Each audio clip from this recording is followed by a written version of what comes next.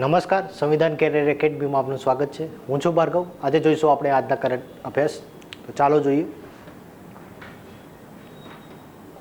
આજનું current affairs ઘણું અગત્યનું છે, જે આ શાહિદ બેહેસ્ટી પોર્ટ છે એના વિશે. તો સમજીએ શું છે, શું આખી બાબત છે એના વિશે સમજીએ. બરાબર છે. તો શાહિદ બેહેસ્ટી પોર્ટ છે, શા માટે ચર્ચામાં છે? તો ઈરાન ખાતે આવેલું આ પોર્ટ છે. બરાબર, આ એક બંદરગાહ છે. બરાબર, ચર્ચામાં શા માટે છે? તો ભારતને આપવામાં આવ્યું છે. શેના માટે? તો 10 વર્ષ માટે ભારત શું કરશે? એનું સંચાલન કરશે. બરાબર છે. તો પહેલાં એ યાદ રાખીશું કે ક્યાં આવેલું છે. તો ઈરાન ખાતે આવેલું છે. બરાબર, કોને આપવામાં આવ્યું છે? ભારતને આપવામાં આવ્યું છે. ભારત શું કરશે? 10 વર્ષ માટે તેનું મેનેજમેન્ટ કરશે. બરાબર છે, એક સંચાલન કરશે. અને બીજું, આની પહેલાં પણ એક બંદર હતું પ્રખ્યાત. બરાબર, હતું નહીં, છે જ અત્યારે પણ ભારત પાસે જ છે. ભારત દ્વારા તેનું સંચાલન કરવામાં આવે છે. એ છે ચાબહાર બંદર. બરાબર, હવે આ બંને બંદર છે, આપણે મેપ દ્વારા સમજીએ શા માટે ઇમ્પોર્ટન્ટ છે તે. બરાબર, ચલો સૌથી પહેલાં જોઈએ કે આ જે શાહિદ બેહેસ્ટી પોર્ટ છે અને ચાબહાર બંદર છે, તો ભારતને ત્યાં આગળ લેવાની શા માટે જરૂર પડી? ભારત શા માટે તેનું સંચાલન કરશે? બરાબર છે, કારણ કે આ જે આખું બંદરનું સંચાલન થશે એમાં ઈરાન પૈસા નહીં આપે. જે પણ ઇન્વેસ્ટ કરશે એ ભારત સરકાર કરશે. બરાબર, આપણને એક સવાલ એ થાય કે જે બીજો દેશ છે, પારકો દેશ છે, એના માટે શા માટે આપણે સહાય કરીએ છીએ? બરાબર, અથવા તો શા માટે આટલા બધા પૈસા ખર્ચીએ છીએ? તો એનું એક કારણ છે. દેખો, આ મેપ છે, એની અંદર આ આખું ઈરાન છે. બરાબર, આ જે છે એ છે ઈરાન. બરાબર, હવે જે ચાબહાર બંદર આવેલું છે એ આવેલું છે અહીંયા. બરાબર, હવે ભારત છે અહીંયા. તો ભારતને શા માટે આ ચાબહાર બંદરની જરૂર પડી? તો એનું એક રીઝન છે. અથવા તો જે આ બીજું બંદર છે શાહિદ બેહેસ્ટી પોર્ટ, તે પણ અહીંયા આજુબાજુ જ આવેલું છે. બરાબર, તો હવે થતું હતું શું કે જે આ પાકિસ્તાન છે, આ પાકિસ્તાનનો મેપ છે, તો પાકિસ્તાનનું એક બંદર છે ગ્વાદર પોર્ટ. બરાબર છે, ગ્વાદર બંદર છે. તો આ જે બંદરગાહ છે એનું અધિગ્રહણ કરવામાં આવ્યું છે ચીન દ્વારા, અને એ આવેલું છે અહીંયા. બરાબર, હવે ભારત દ્વારા જે ચીજ વસ્તુ અહીંયા જશે તો ચીનની પણ હેરાનગતિ જોવા મળશે આપણને, અને બીજી પાકિસ્તાનની પણ હેરાનગતિ જોવા મળશે. બરાબર છે, હવે ભારતને આ રસ્તે જે છે, બરાબર, આ રસ્તે મિડલ ઇસ્ટમાં અથવા જે અફઘાનિસ્તાન છે એને સહાય મોકલવી હશે. બરાબર છે, અફઘાનિસ્તાનનું કાબુલ છે અથવા બીજું કોઈ પણ સિટી છે, અફઘાનિસ્તાનની અંદર સહાય મોકલવી હશે, ચીજ વસ્તુઓ જે છે એનો નિકાસ કરવો હશે, તો એક મુશ્કેલી સર્જાશે. બરાબર, તો એના માટે છે એને કાઉન્ટર કરવા, જે આ ગ્વાદર પોર્ટ છે એને કાઉન્ટર કરવા માટે ભારત દ્વારા જે આ ચાબહાર પોર્ટ છે તો એને લઈ લેવામાં આવ્યું છે. એનાથી શું થશે? તો જે આ કંડલા પોર્ટ છે અથવા ભારતના કોઈ પણ બીજી જગ્યાથી જે જહાજ છે અહીંયા જશે, જે ચીજ વસ્તુઓ છે અહીંયા જશે. અહીંથી જે છે તો અફઘાનિસ્તાનને પણ આપણે સહાય મોકલી શકીશું, અને જે આ રસ્તે છે તો આપણે મિડલ ઇસ્ટ છે તો ત્યાં આગળ પણ જે સહાય છે અથવા યુરોપ છે ત્યાં સુધી પણ મોકલી શકીશું. બરાબર છે, તો એક આ વસ્તુ આપણે ખાસ યાદ રાખીશું. હવે આ જે આખી બાબત છે એનાથી યુએસએ છે એ બહુ ગુસ્સે છે. બરાબર, શા માટે? કારણ કે ઈરાન છે તો વન ઓફ ધ જે શું કહેવાય, એક સારામાં સારું દુશ્મન કહેવાય યુએસએનું. બરાબર, તો ઈરાન છે, તો યુએસએ છે, તો એમના દ્વારા ભારતને ધમકી પણ આપવામાં આવી છે કે તમારા પર પણ અમે પ્રતિબંધો છે, અમુક પ્રકારના સેન્કશન્સ લગાવી દઈશું. બરાબર છે, કારણ કે જે અમેરિકા છે પોતાનો સ્વાર્થ જોયો છે. બરાબર, તો એક આ વસ્તુ યાદ રાખીશું. શાહિદ બેહેસ્ટી પોર્ટ છે નામ. બરાબર, એનું અધિગ્રહણ કરવામાં આવ્યું છે ભારત દ્વારા. ક્યાં આવેલું છે? ઈરાનમાં. બીજું કયું પોર્ટ છે? Chabahar port. બરાબર, તો ચાબહાર બંદર પણ યાદ રાખીશું, એનું પણ અધિગ્રહણ કરવામાં આવ્યું છે ભારત દ્વારા, અને એ આવેલું છે ઈરાનમાં. ઓકે, ચાલો હવે અહીંયા આપણે પોર્ટની વાત કરી તો આપણે ગયા અઠવાડિયે આ મહિને જ જોયું હતું એક કાંકેસંતુરઈ પોર્ટ. બરાબર છે, આ આવેલું છે શ્રીલંકા ખાતે. બરાબર, અને એનું પણ અધિગ્રહણ છે, એનું પણ મેનેજમેન્ટ છે તો એ કરશે ભારત સરકાર. બરાબર છે, તો ભારત સરકારને મંજૂરી આપવામાં આવી છે શ્રીલંકા દ્વારા. તો આ પોર્ટનું રિનોવેશન કરશે કોણ? ભારત સરકાર. હવે અહીંયા પણ સવાલ થાય કે શા માટે ભારત છે કે રિનોવેશન કરશે? કારણ કે આ રિનોવેશન માટે 500 કરોડ જેટલો ખર્ચો આવવાનો ભારત સરકારનો. બરાબર છે, તો આટલા 500 કરોડ ખર્ચ કરવાની જરૂર શા માટે છે?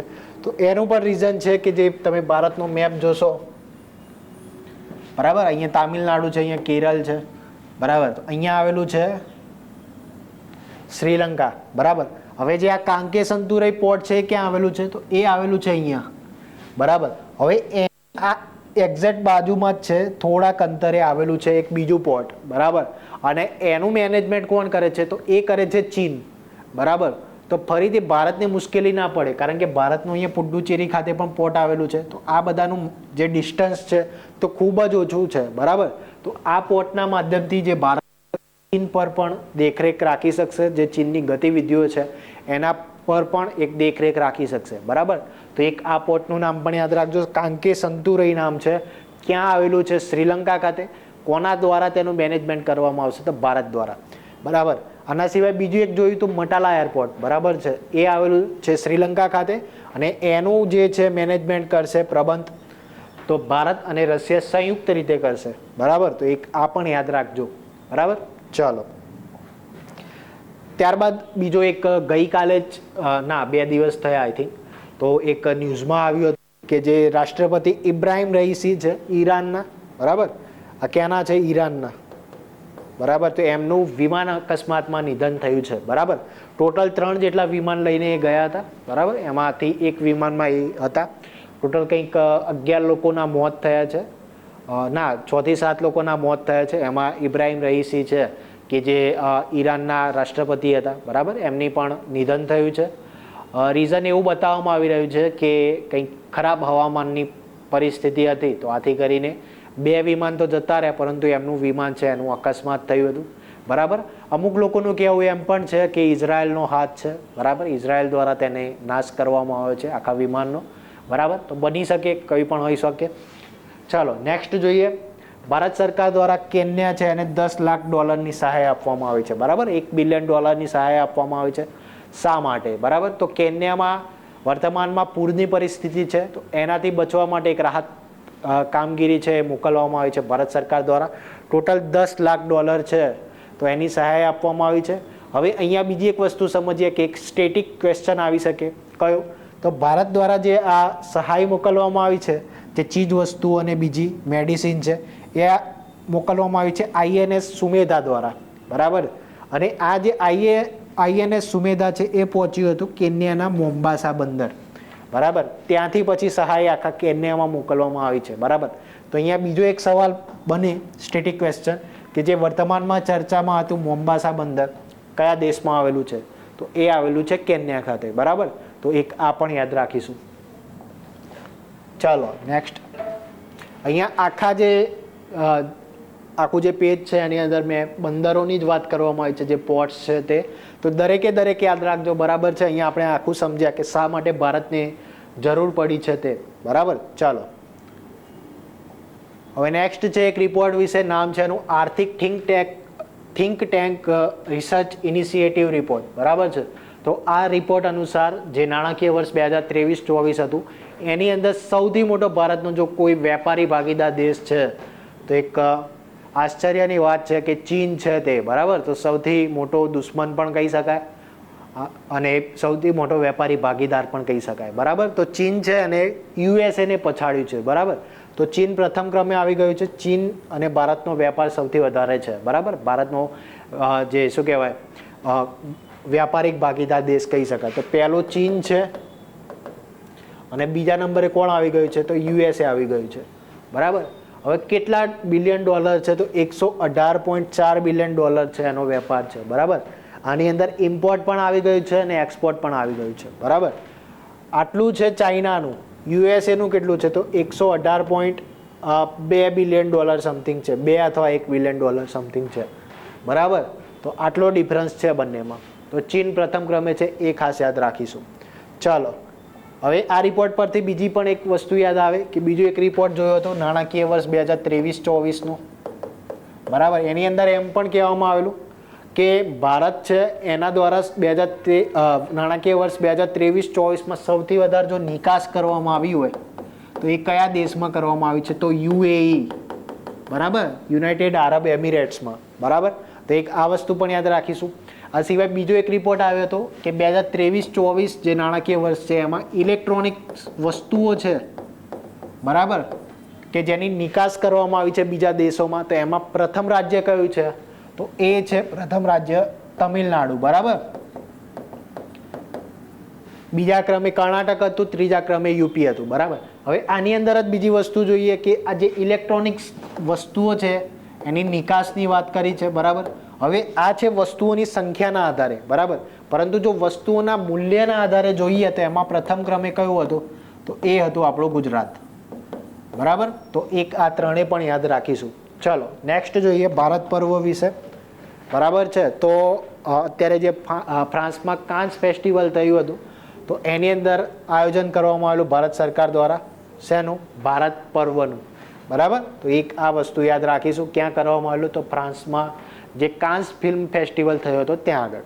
ચલો નેક્સ્ટ છે ઇન્ડિયા સ્કિલ્સ 2024, બરાબર. તો એનું આયોજન કરવામાં આવ્યું છે ભારત સરકાર દ્વારા. તો ભારતની સૌથી મોટી કૌશલ્ય હરીફાઈ જેનું નામ છે ઇન્ડિયા સ્કિલ્સ 2024, તો નવી દિલ્હીનું જે દ્વારકા છે તો ત્યાં આગળ તેનું આયોજન કરવામાં આવ્યું છે. કોના દ્વારા આયોજન કરવામાં આવ્યું છે? તો રાષ્ટ્રીય કૌશલ વિકાસ નિગમ દ્વારા, બરાબર. તો કોના દ્વારા કરવામાં આવ્યું છે અને ક્યાં કરવામાં આવ્યું છે એટલું યાદ રાખીશું. ચાલો નેક્સ્ટ જોઈએ ભારતીય ફૂટબોલર છે કે જેમનું નામ છે સુનિલ છેત્રી. તમે નામ ખાસ સાંભળ્યું હશે. આમ તો ભારતીય ફૂટબોલની એક ટીમ પણ છે અને આમાં ખાલી તમે નામ એકનું જ જાણતા હશો અને નામ છે સુનિલ છેત્રીનું, બરાબર. તો એમને હવે ફૂટબોલમાંથી નિવૃત્તિ લઈ લીધી છે, સંન્યાસ લઈ લીધો છે, બરાબર. તો હવેથી કોઈ પણ ઇન્ટરનેશનલ જે છે રમત, ઇન્ટરનેશનલ ટુર્નામેન્ટ છે ફૂટબોલની, એમાં તેઓ જોવા મળશે નહીં, બરાબર. રમતા જોવા નહીં મળે, બરાબર. તો એક આ વસ્તુ આપણે ખાસ યાદ રાખીશું. આ સિવાય તેમના વિશે જોઈએ તો એમને 2011માં અર્જુન એવોર્ડ મળ્યો હતો અને 2019માં પદ્મશ્રી પણ મળેલો છે, બરાબર. તો આ વસ્તુ પણ યાદ રાખીશું. આ સિવાય જે ટોટલ આંતરરાષ્ટ્રીય જે ગોલ જોઈએ છે તો સૌથી વધારે ગોલ બનાવવામાં એમનો 4થો ક્રમ છે આખા વિશ્વમાં, બરાબર. તો એક સારી બાબત પણ કહી શકાય. ચાલો નેક્સ્ટ જોઈએ. નેક્સ્ટ છે ભીષમ વિશે, બરાબર. હવે ભીષમ શું છે? એક પોર્ટેબલ હોસ્પિટલ છે. પોર્ટેબલ હોસ્પિટલનો મતલબ શું છે? કે એવી હોસ્પિટલ કે જેને તમે એક જગ્યાથી બીજી જગ્યાએ લઈ જઈ શકશો, બરાબર. આસાનીથી હેલિકોપ્ટર હોય, વિમાન હોય, એમાં લઈ જઈ શકશો. ઉપરથી છે તેને સીધું લેન્ડ કરવાનું રહેશે અને થોડીક જ ક્ષણો છે, થોડીક જ મિનિટમાં એક આખી હોસ્પિટલ ઊભી થઈ જશે, બરાબર. સમજીએ શું છે ભીષમ. આખું ફૂલ ફોર્મ જોઈએ. નામ છે એનું ભારત હેલ્થ ઇનિશિયેટિવ ફોર સહયોગ હિત એન્ડ મૈત્રી, બરાબર. તો આ ફૂલ ફોર્મ ધ્યાન રાખજો. હવે કોના દ્વારા તેનું પરીક્ષણ કરવામાં આવેલું? તો ભારતીય વાયુસેના દ્વારા. કયા સ્થળે કરવામાં આવ્યું છે? તો એ પણ ખાસ યાદ રાખીશું. તો આગ્રા ખાતે, બરાબર. તો આ રીતે પેરાશૂટ દ્વારા જે છે તો તેને ભારતીય વાયુસેના દ્વારા તેનું લેન્ડિંગ કરવામાં આવેલું અમુક ફૂટથી, બરાબર. ત્યારબાદ એ જમીન પર હતી અને કંઈક 12 કે 16 મિનિટની અંદર છે તો આખી હોસ્પિટલ છે તો એ ઊભી થઈ ગઈ હતી, બરાબર. તો એક આ વસ્તુ આપણે ખાસ યાદ રાખીશું. આની પહેલાં આપણે એક બીજી વસ્તુ જોઈ હતી કે આરોગ્ય મૈત્રી ક્યુબ, બરાબર. 2023માં જે લોન્ચ કરવામાં આવેલું આરોગ્ય મૈત્રી ક્યુબ, બરાબર. એક આ પણ લોન્ચ કરવામાં આવેલું. આ હતું દુનિયાનું પ્રથમ પોર્ટેબલ હોસ્પિટલ, બરાબર છે. તો એક આ વસ્તુ પણ યાદ રાખજો. આ પણ ભારત દ્વારા જ લોન્ચ કરવામાં આવ્યું છે, બરાબર. એક ભીષમ છે અને બીજું છે આરોગ્ય મૈત્રી ક્યુબ, બરાબર. તો બંને નામ યાદ રાખજો.